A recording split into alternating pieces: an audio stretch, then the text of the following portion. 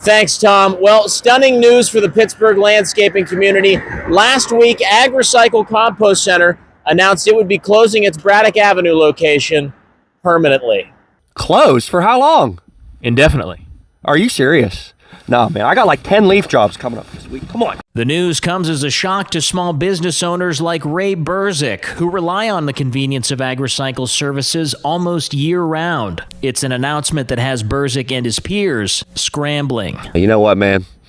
If you think I'm going to drive up Route 8 to pay Ross Township prices, you're out of your mind, cuz. I mean, you're out of your fuck. Burzik is a professional. He's been in the industry since he was in high school. At 19, when many of his buddies were going off to college or chasing girls, Burzik bought an old pickup truck and thrust himself headlong into the business.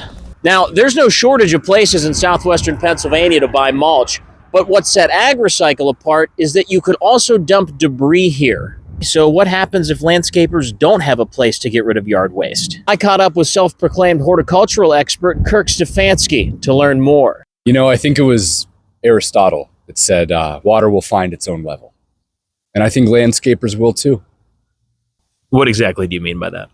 Oh, dudes are going to be dumping illegally everywhere. It's going to be bad. Stefanski is a bit of a polarizing figure on the scene. He claims Penn State as an alma mater, but failed out of their landscape architecture program after 2 semesters. When I was at Penn State, I mean, you want to talk about experience. He described himself to me as, quote, classically trained, but also the Rick Rubin of Pittsburgh landscaping, which are contradictory statements. You can imagine how this plays in his professional network. Stefanski. Now, that guy sucks. Hey, if you want to treat him like he's a second coming of Jonas Salk or whatever, but let me tell you what, he's just another asshole with a truck, okay? He's just like me. So why close this location? Why now? Since 1991, AgRecycle sat nestled off the main drag here in North Point Breeze. For decades, its neighbors were abandoned industrial buildings, but in recent years, something began to change. Progress. Supposedly. You know, people don't want to see where the landscaping sausage is made. You know, they don't want to look at the slop before it's presented to them on silver platters. So now they're going to pave paradise and put up a parking lot.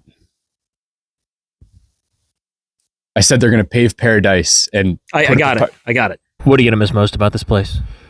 You know, just the camaraderie, you know. I mean, as landscapers, we're kind of all in this together. Hey, Bird's dick! Fuck you! McNeil Brothers.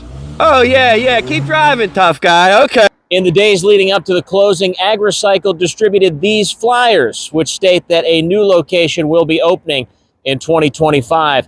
Exactly when and where that will be remains to be seen. But until then, entrepreneurs like Stefanski and Burzik will need to find a way forward in these uncertain times. Hey, can I do a plug real quick? Sure. Thank you. Burzik Landscaping, all right? We've been in business for years. We're not going to be in your backyard playing grab ass, pissing, smoking weed, none of that, okay? And that's the Burzik promise. For Channel 12 News, I'm Morty Tennyson.